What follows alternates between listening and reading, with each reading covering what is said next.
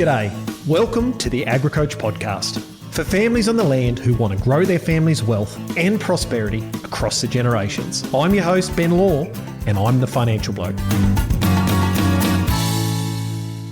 Welcome back to another episode of the AgriCoach Wealth and Wisdom podcast. I'm your host, Ben Law, also known as the financial bloke. Today, we've got a cracker of a story that shows how pressure and determination creates focus and innovation in agriculture. Our guest is Andrew Miller. He's the manager of Braidwood Station with his wife Megan in southwestern Queensland. Now, Andrew didn't grow up on the land, nor did he follow the path of going to ag college or university to learn about management or numbers. But through hard work and a drive to improve, he found himself thriving in the ag industry.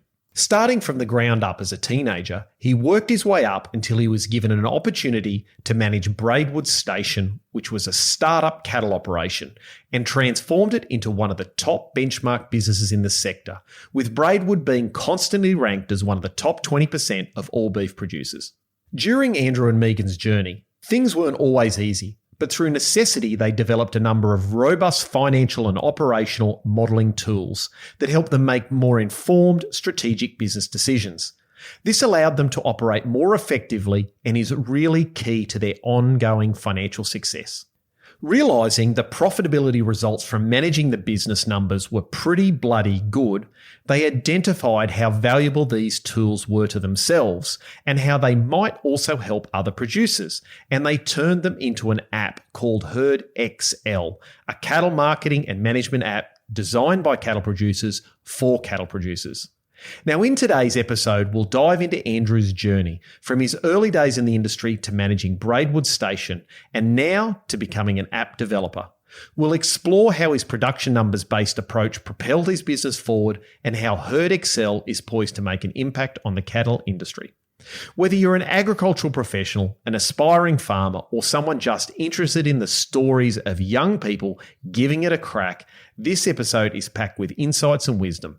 So sit back, relax, and let's get started. So without further delay, welcome, Andrew. G'day, Ben. Thanks for having me on the podcast. Looking forward to getting into it. Yeah, I'm really looking forward to it today, mate. I've been thinking about it a lot this morning when I went out for a run, and I know, like most guests, when they come on, they're nervous because they've never done this before, so we're going to make this nice and easy for you today. So where I want to start off with, Andrew, is you didn't grow up on the land, but like more and more people that I'm sort of meeting these days, you've ended up there. And you've worked your way up until you and your wife, Megan, have managed to create a business that's now benchmarked in the top 20% of all beef producers. And I confirmed that the other day with Ian McLean of Bush Agri, who does the benchmarking. Now, mate, what I want to do is just start off. Can you just run us briefly through the journey you went through to go from where you were to now that you're managing Braidwood Station? Yeah. In 2011, Megan and I got the opportunity to lease a property outside Windora in southwest Queensland off my family. This was our forever move. You know, we were confident, or we went into it confident, that we would end up somehow buying a place and realising the elusive dream of owning and running our own block. You know, I was good with stock and had a few handy dogs, and, you know, what else is there? What else do you need? Sounds like the perfect life. Oh, well, although I'd always been reasonably good with numbers, we had very limited business skills and certainly didn't see ourselves as business people. And the results of that lack of business focus started to show up pretty quick in this property or this lease deal that we were in. You know, firstly, we paid far too much to get into the deal. Then we overstocked with agistment cattle very early in the days, and in turn ran our own cattle out of feed. We had two under-scale enterprises that soaked up a lot of time, and one was ordinary and one was hemorrhaging money. We spent a lot of time, or I spent a lot of time away contracting to bring money back into the business that in turn was prioritising everyone else's business and neglecting ours. The property we leased, Coniston, had received 500 mil for the first half of 2011. And then from when we got there in July, which is, for reference, is nearly double the average annual rainfall. And then when we got there in July, we had less than an inch for the rest of the year, and then subsequently went on to two 12-month blocks of time that we were there over the 4 years that we had less than 50 mil rain for 12 months. interest rates were at 8%, which is not historically a big number, but it's as high as it's been in recent years. We walked into the live export ban, and as a result, we're selling cattle for, for the lowest prices in relative terms since the 70s. And although we were still meeting our payments, we found ourselves owing our lender more than we were worth. We didn't miss a payment, but we were in a pretty ordinary state. And so, you look for not outs, but you look for information and avenues to learn and things that might be able to help. And because this was our dream, this was our big shot. And anyway, we went to Megan kind of forced me to go because I wanted to go away fencing, but we went to a leading sheep event in Longreach that was headlined as cattle versus sheep and which enterprise is more profitable. And Phil Holmes spoke there, and his presentation wasn't directly this, but the message we took home was about managing the things we could control and having contingencies for the things that we couldn't, but otherwise not getting distracted by them. So focus on what you can control and don't worry about what you can't. And so this gave us a lot of hope, or a bit of hope, or some hope, and a few good strategies that we could come home and implement. Things like making our mistakes in the office, not in the paddock. If you want to feed a certain supplement, work it out. Work out the deficiencies in your grass or in your feed or in the diet, and then work out different possibilities to compensate for that deficiency and buy the most cost-effective one and things like that to build a management system that will work 7 years out of 10. There's no good having a breed of cattle or having a management program that needs 4 inches in January every year or it doesn't work. So build a management system that can survive the 7 years out of 10 and make money. We took home a few things about grazing loads and which class of stock, can produce more for less grazing load, and ultimately learnt to focus on our business and block out time for our business, for the key things in our business, and prioritise it a bit more. The leading sheep event also led into a producer group that we spoke about earlier with that turned into a bush agri business, production group out of Longreach. So that helped keep us accountable and focused. And while all this was happening, we got involved in the first MLA challenge, which was a program, I don't know if you're familiar with it, that started with 6 young business couples from red meat industry across Australia. I think there was 2 northern beef, 2 southern beef and 2 sheep meat. It measured their businesses at the beginning of a 12-month period, gave us access to mentors and resources and other things, advisors, whatnot, for 12 months, and then measured the business again at the end of that 12-month period, and the best performing or the best improved business won, which wasn't us. But I think we were second and we got People's Choice for whatever that's worth. All I know, Andrew, is someone said to me the other day, you either win or you learn. And I think that's, by the sound of things, what you and Megan did. Yeah, definitely. And so I suppose with those two things going on, the MLA thing was kind of public and we're in the clutches of, as I described it earlier, just a pretty horrendous time. And our dream was just failing in front of us. And those things, that the benchmarking group and I suppose the public side of the MLA stuff, well, the MLA stuff in general, but particularly the public side of it, forced us to think outside the box and to stay positive and to be proactive and always have a solution or some ideas of how we were going to attack the next problem, as opposed to throwing, it's all too hard, we've done everything we can, whatever. And so, that was what we did. I suppose that's how we moved forward. And the only way to really do that and have solutions and have answers to questions and that sort of thing was to know our numbers. You can't manage what you don't measure, right? So by this stage, we were measuring everything. We were measuring, and they weren't good numbers, but we were measuring them and we were forming a base to improve. Did you find that knowing the numbers would provide some level of angst because they weren't good, but then at least knowing the numbers gave you a little bit of certainty on, or gave you some comfort in knowing what we need to actually fix or change? We knew that it wasn't good. We knew that it wasn't pretty. We had 3 young kids. We had a car with no air conditioning. We spent basically 4 years with a vehicle with no air conditioning. And I know that doesn't sound all that bad, for some of the older listeners of the podcast, but nowadays, or 10 years ago, to be driving kids around in a car in 45-degree heat or fencing for the day or whatever in cars with no air cons is just whatever. So I suppose ultimately we knew it was bad and you probably weren't going to tell us anything that we weren't prepared for. And so we weren't frightened to know. We wanted to know because we wanted to improve. We were desperate to improve. Our egos had gone out the window. We just needed to make this work.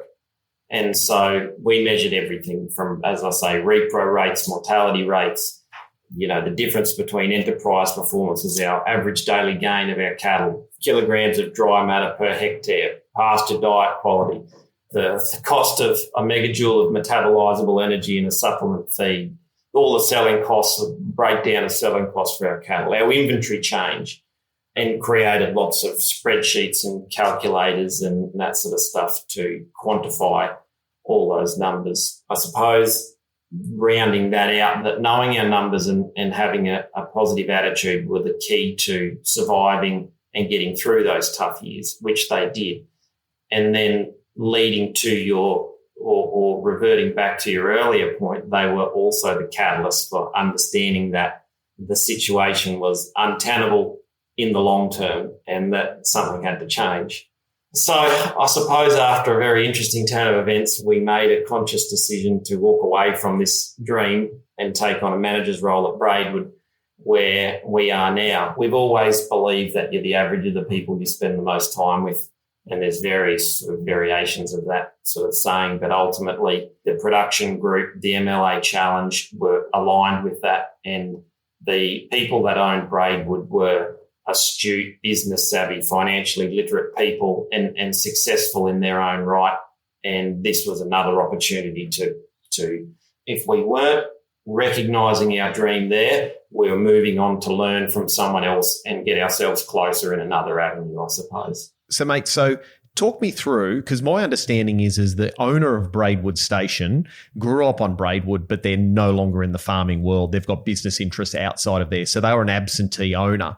So talk me through why you took that opportunity and where it started and where it's got to now, mate. Yeah, look, as I said, we were contracting a lot, trying to bring money back into Coniston, and one of the places that we did quite a substantial amount of work at was Braidwood. Braidwood had been recently purchased by people lived in WA. It was absentee, no managers there. A lot of money had been spent fixing up infrastructure and improvements and whatnot, and we were part of that. And that turned into essentially a job offer. And as I said, things were particularly tough at Coniston.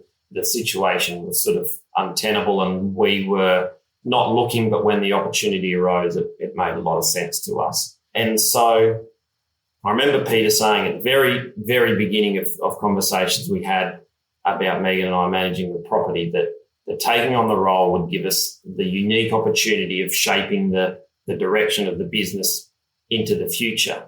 But that was also followed up by the comment that the better the business does, the more autonomy you'll have. And if it's not going well, we'll be more involved.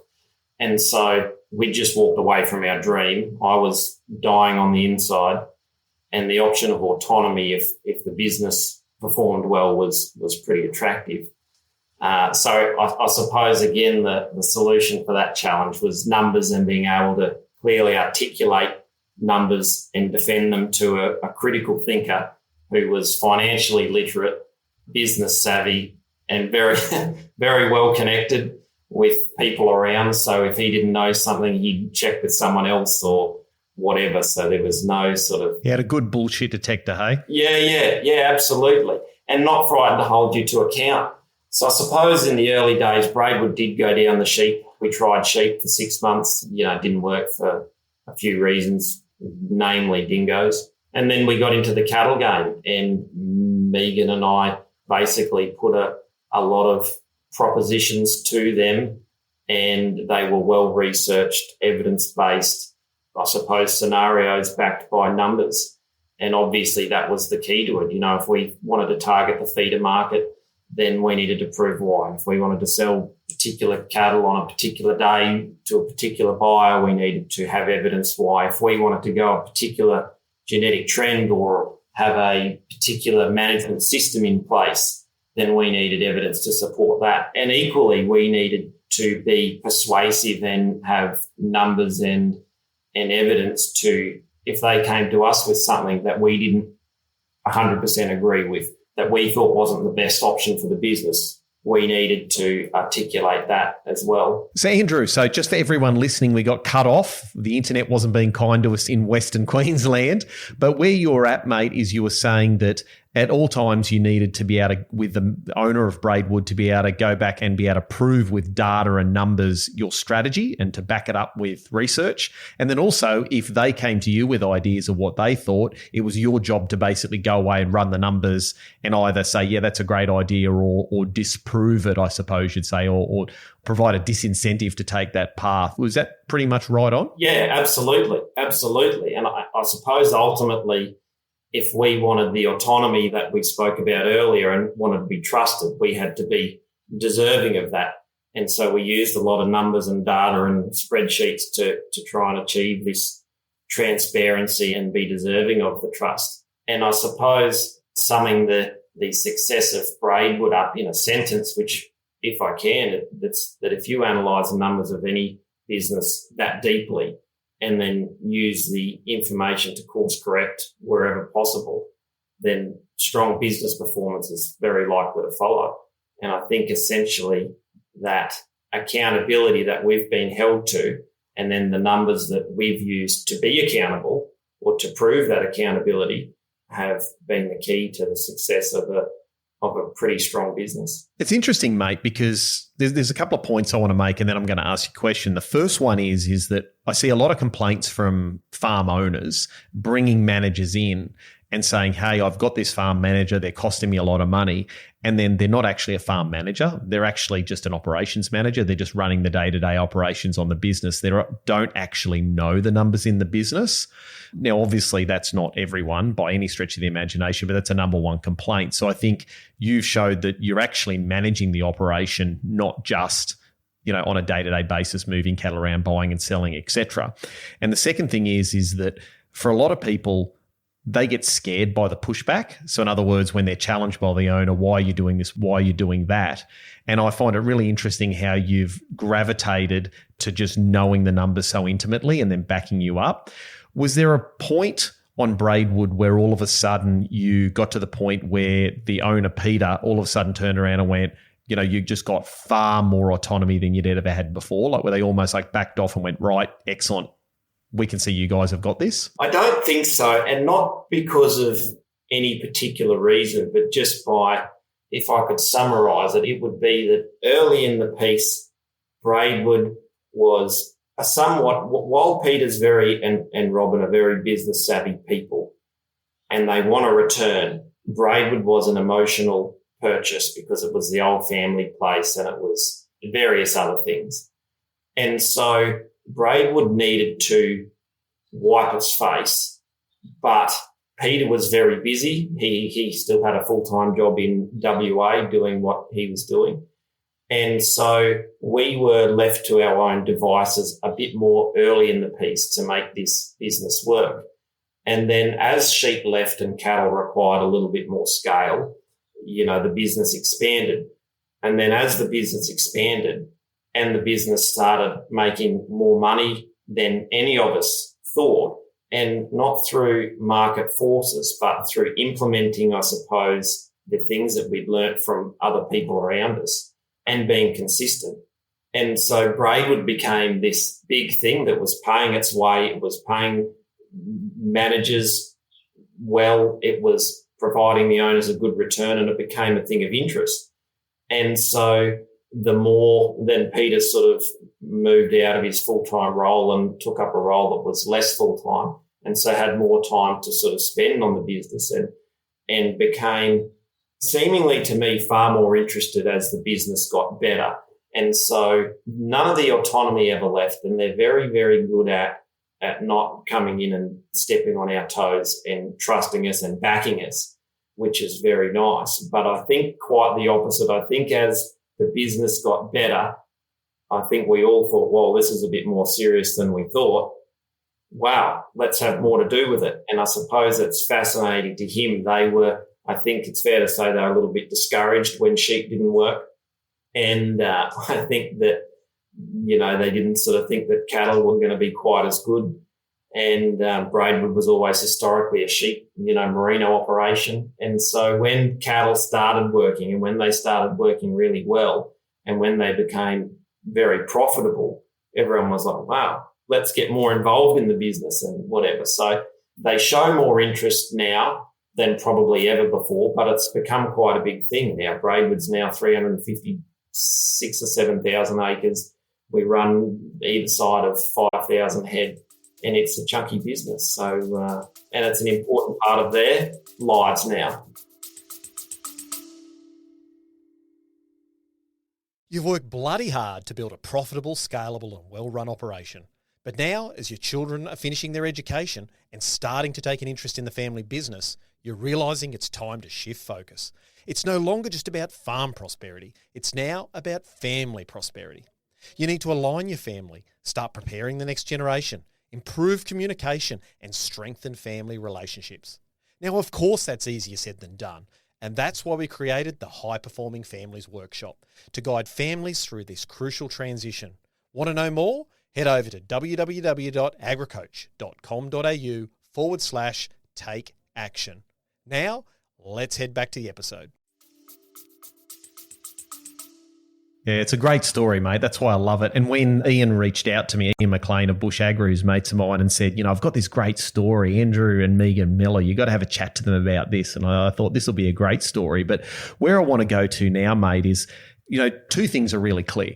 You absolutely know the numbers and you do your research and you do your analysis, but you're always constantly improving, trying to do things better and better and better, measuring, managing, adjusting and re-going again. But doing that through the whole process, I know you built a whole heap of spreadsheets that you could use. You had these spreadsheets, you could plug the numbers in to try and measure where you are and then gauge the improvement. But then at some stage, you took those spreadsheets once you refined them and used them yourself and turned them into an app. Why the bloody hell did you do that? Why didn't you just keep focusing on improving the spreadsheets? Why have you started this app? Well, I suppose it'll make sense. We had built lots of spreadsheets and we had used them to defend our management decisions and whatnot. But the limitations of that were that when I was out and about driving around, looking at feed opportunities we might have or looking at cattle to sell, or you bring them into the yards and they're heavier than you thought they might have been, to run the numbers with the same detail that we'd done before and that had given us the sort of, I suppose, the success that we'd enjoyed, meant holding that thought, taking a few notes, going home, putting it through your computer, spitting out a few results, sending it off to say this is what I suggest or whatnot. And so the obvious next step to that was wanting it in a mobile form, in your pocket, anywhere, anytime, whatever. And so as luck would have it, it's a lot of good fortune in life. As luck would have it, we inadvertently had come to know a couple in the software industry, and Dimitri, the guy, asked one night if we knew of any opportunities for software development in the ag game. How convenient. Yeah, well, it was. And so Dimitri and Megan and I worked through a prototype that sparked some interest around the place. And then after a quick name change and a pitch to Ian McLean, Herd Excel was founded and then sort of built into what it currently is. So when you got the app up and running, did you have any concept that others might be able to use it? Well, ultimately, if I wanted an app to use for me personally, I wasn't going to fork out all the money that I needed for a personal app. That made no sense. So I suppose the more interest it got and the more people that used it, the cheaper it became for all of us to use it, I suppose. So that was the theory. And I see a lot of in this industry, and Megan and I sort of learnt through financial motivation or being forced to know our numbers, we learnt to be more efficient and make every dollar count, for want of a better term. And I see in our industry, according to the Australian Beef Report, that the long-term average northern beef business is sitting on $9.5 million worth of assets, selling $600,000 worth of cattle a year and making operating profit before tax of about $93,000, which is about 1%. And That's the average over the long term. And if by better understanding and executing the transactions of buying or selling or trading cattle, we could boost our sales revenue by 5%, whether it's through increased efficiencies with transport, better timing of our sales, better market suitability, or reduced transaction costs, we could increase that 1% operating return to 1.3%. 0.3%, not a big number. That's a 30% increase on your bottom line, or an additional 30K in the pocket of the average northern beef business. And I suppose that is what motivated us to put it out there and offer it to the wider industry. And so did you get a lot of interest? Because obviously the story's really good. I mean, if you've gone from, a novice or a rookie at the beginning and you've created all these spreadsheets and you surrounded yourself with great people and you've gone through this journey and you've tweaked them and you sort of worked out the recipe of what you need to do to be able to catch those extra 1%ers here and there to add up. It's a fairly compelling thing to think, well, we've got all this IP, we've got all these spreadsheets that we're using. I'm guessing other people would start to ask you the questions of, well, what are you doing? What tools are you using? And I'm guessing the interest started to come through from people from that angle. Is that right? Yeah, that's an interesting question. Not necessarily that avenue. I don't think that in the beef industry we're all that good at looking at our neighbours and going, oh, they're doing well. What are they doing that we can learn from? I think we're probably a bit more defensive and a little bit more closed than that. So interest, I suppose, in the early days came from, hey, this is what we're thinking about creating. What do you think about it? Or what do you think about it? Or what do you think about it? And getting it out there and getting a prototype out to a few people and people going, oh, yeah, well, that's a great idea. There's nothing else out there like that. And interest has always come from, taking it to people and explaining to them what it does. And like-minded people pick it up really quick. People that aren't as familiar with running numbers. Obviously, the app's very intuitive and very easy to use. The product is. But the conversations about, look, this is what a small improvement to one number in your business can make a massive difference to another number. And that's where a lot of the interest has come from over time. Yeah, because as I said, I think it's a compelling story. And if I was in any industry and I said, here's someone's gone from rookie to top 20% in the industry, I'd be going, okay, well, how the bloody hell did they do it? How can I replicate it? And most of the time, what's required is the school of hard knocks, trying to find these people, trying to surround themselves. But if you can get a tool where you can get access to a lot of that information, I think it's an absolute no-brainer, Andrew. Oh, I think so. I certainly hope so. It is very easy. It is very intuitive. It's a smartphone app that's available on Apple, Android, on your PC browser. It's a series of tools and calculators that help cut through the noise around buying or selling or trading cattle. The tools prompt you for a few simple inputs that you'll already know if you're doing anything with cattle, distance to your selling point or freight cost per deck per K or the cost of a worker for a day or estimated daily gain of cattle or, stuff like that. And based on those inputs, Herd Excel calculates and compares and spits out results. The trader will give you a forecast return on a trade in a dollars per head or dollars per animal unit or percentage of return on investment. The selling comparison will provide net on-farm values of cattle when compared across different selling points or even across different times and weights, i.e. selling it in November 2024 at 415 kilos or taking them through to the new year and selling them at 450. The dressing percentage tool does exactly that. It calculates carcass weights from live weights and vice versa. And it also compares carcass weight prices to live weight prices. So you can sit there and easily compare a grid price to a sale yard live weight price. The future weight and future date tools give you an indication of when cattle will hit your desired weight or what weight they'll be at your desired date.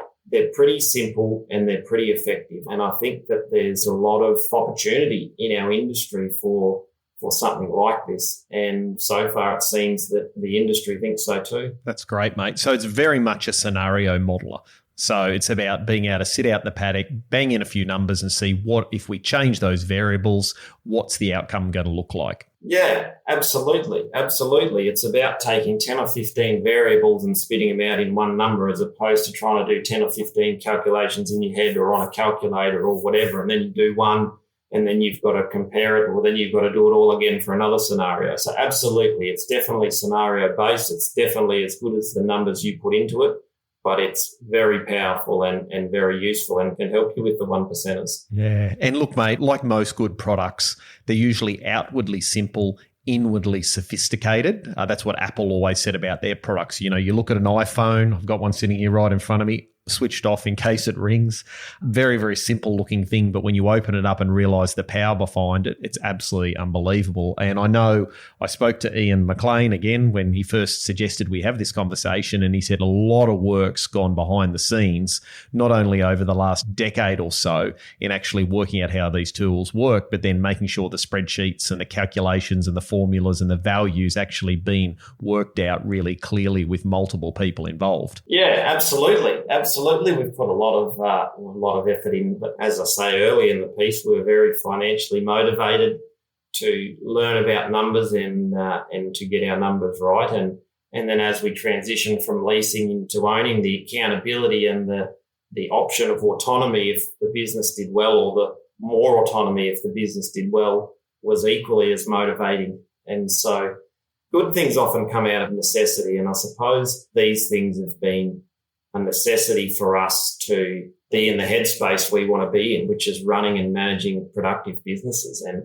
lots of other things have contributed to the success of Braidwood, and no one succeeds alone. But numbers and spreadsheets and the guts of what Herd Excel has come to be has been critical to that. The biggest pitch for me, mate, for a lot of these things is when I interviewed Ian, I think would have been earlier in the year. I've lost track of time now. He was talking about the episode we did on, I think it was the top 25% of beef producers earn 100% of the business profits in the beef industry. So if I was a beef producer these days, I'd want to be making sure at the best I possibly give myself every chance to be in that top 25% because that's where all the profits are. And the reality is, if we love farming, we love grazing, we love the rural lifestyle, that's great, but we've got to be highly profitable at the same time. So that's a great thing. So, mate, just before we start to wind up here, just quickly before I ask my last question, who are the sort of people is this targeted at? Like who would be the person that would pick up this app, as you mentioned before, and go, that's exactly what I need? It's for absolutely everyone involved in buying, selling, or trading beef cattle, whether you're dealing with 20 or 20,000 or more. If you're a producer, if you're an agent, you know, you're people that don't own country but have country on adjustment, you're a hobby farmer, an owner, or a manager, the target market is anyone. And if you don't like phones, you know, you're not into smartphones and you don't have one, you can use it on your PC. It works perfectly well. And so I think that absolutely everyone is our target market. And I hope that, you know, the industry's had a bit of a good run over the last few years. I know last year's a bit tight, but prior to that, we've had an exceptional run. And I hope that through those exceptional runs, people can use Herd Excel to capitalise and provision and put some money aside to provision for the tougher times ahead.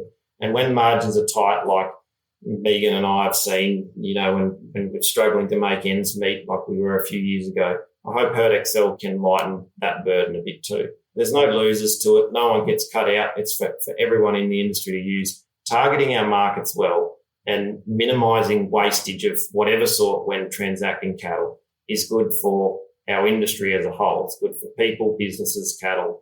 And so that's the guts of it. I came into this industry 25 years ago as a undereducated sort of Gold Coast school dropout from a broken home with no real guidance or direction in life. And this industry's given me and taught me so much. You know, it's financial literacy, business skills, some mechanical and electrical and machinery skills. And I can fly a plane, drive most things well, use a computer reasonably well, although today's test of that. You know, I've learned about genetics and animal behaviour. And as you said, it provides a great lifestyle, a wonderful place to raise our 4 daughters. And it constantly presents new challenges and opportunities and new ways to create value. And I sort of see this as a way of giving back, hopefully, to this industry and something that I've learned out of it and offering it back to, in some sense, to other people to say, here, get a load of this.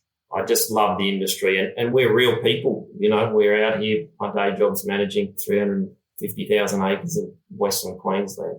We believe in the product. We use it all the time. If you call the number on the website, it'll ring me. It's the real deal. I hope people give it a go. And I equally hope that people pick up the phone or send us an email and give us some feedback, good, bad, whatever, just constructive criticism, anything. Just happy to talk, happy to keep tweaking it and make it into something better than it is now. Yeah, perfect. Constant, never-ending improvement. So, mate, where can people find more about you online and also Herd XL? Not much about me online. I'm not particularly active. Herd XL is very active on Instagram and Facebook. We've got a very good girl that handles the social media side of stuff. Is very active there. The Herd XL app is available for download from the App Store, Google Play, or directly from our website, and we can help you with any of that. Our website's Herd XL. That's herd with an X and an L.com.au. If you go to the contact page, the email address will go to Megan, my wife. The Connect Now form goes to Dimitri, the software guy. And as I said earlier, the number's mine. Good man. Love it. We'll put all those things in the show notes, which is fantastic. Now, mate, before we end up, I want to ask you one last question, which I like to ask everyone.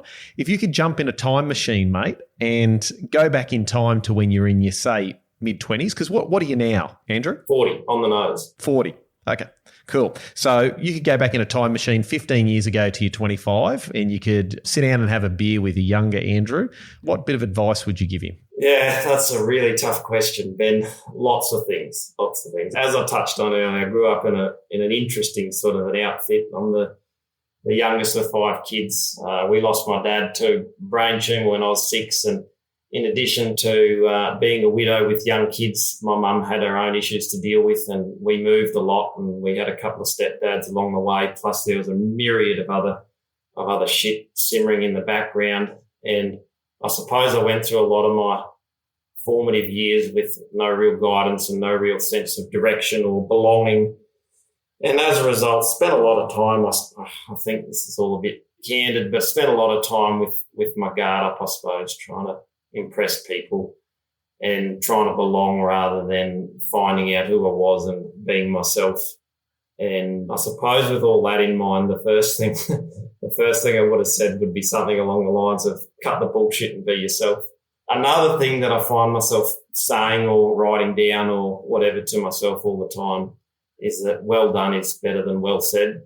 Don't talk about it, just do it, just make it happen. As you touched on earlier, another thing that funny you said that I try and do all the time is be a learner. You can never lose if you take a useful lesson away from a situation, and that leads to practice change.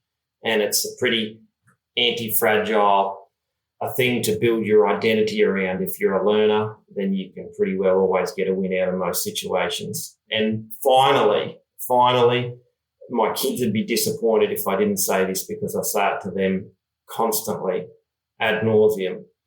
The level of effort that you tolerate from yourself will define your life. I have thought a lot about this, and I think those things would have helped me. They could have shaved 10 years off my life,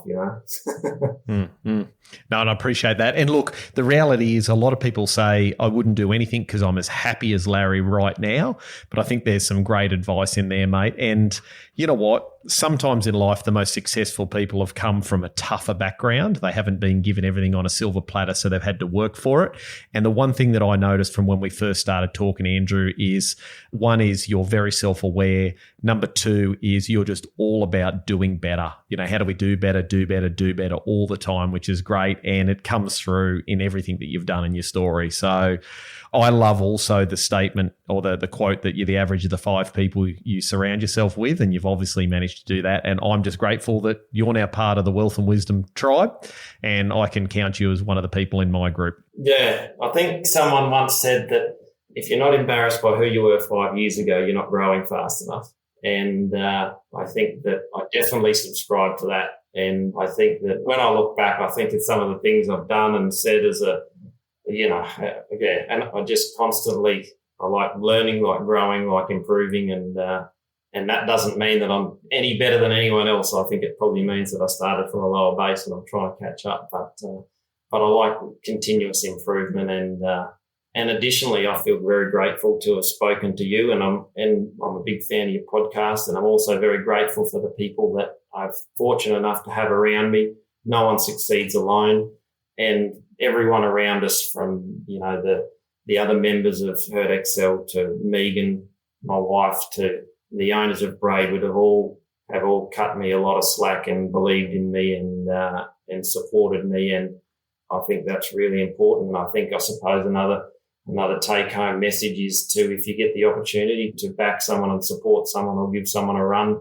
it could be worthwhile. And I suppose, Ben, I look forward to meeting you in person one day and returning fire with a few questions for you. I love it, mate. I love it. And just a quick win before we wind up now, because we're out of time, is I was down in Mooloolaba the other day catching up with a mate of mine at sushi and having a beer, and we were yakking away about the world. He lives in Cambodia. Next thing, someone slapped me on the back and said, "G'day, Ben, how you going? We love the podcast. I was listening to you on the way down."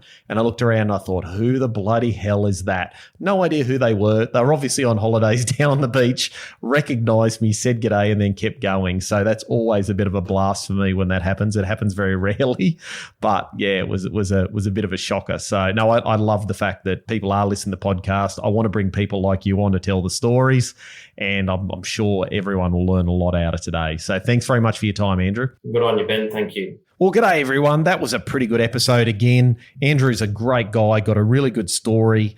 There was just so many good things to come out of that. I've just written some notes in here for a few things I want you to take away. First one was that you either win or you learn. That's a great attitude to have in life. Another one Andrew said was you're the average of the 5 people you surround yourself. No one succeeds alone. I totally agree with that. If you're out there in the world, you're working your guts out, start surrounding yourself with the right people and you'll be amazed how things will improve. He also said good things come out of necessity. So sometimes in life, like Andrew mentioned, the leasing and the interest rates and the dry and etc., sometimes in life it's necessity that creates an opportunity for us if you view it that way. The other thing is know the numbers, don't hide from the numbers, became really clear for me in that. If things are going tough, know your numbers, know what you can fix and can't fix, and then focus on what you can improve. I think that's really, really good idea. And the last thing is I don't know much about Herd Excel, but I know the people that have developed it. Ian McLean's been involved with Bush Agri, who does a lot of spreadsheets and a lot of benchmarking with some really successful businesses. So the back end's going to be fantastic. But I'd reckon for any young business managers that are out there or young farm workers that are wanting to become business managers or farm managers, this could be a really great place for you to start your education process if you don't know, is maybe have a look at something like Herd Excel and work out how you could add value to your employer to be able to catapult you into that next position that you're looking for. And as Andrew alluded to, was build trust with your employer or their farm owner to be able to get further in life. Now, that's it for today. If you enjoyed the episode, I'd love it if you'd share it with your family and friends. We've had a real push up in numbers over the last couple of months for all of you doing that, which is fantastic. And always remember, jump onto Spotify and Apple Podcasts and make sure you follow or subscribe. That helps us get out to more people in the industry. So that's it for today. You got any questions, make sure you send us an email, and I look forward to seeing you in 2 weeks' time.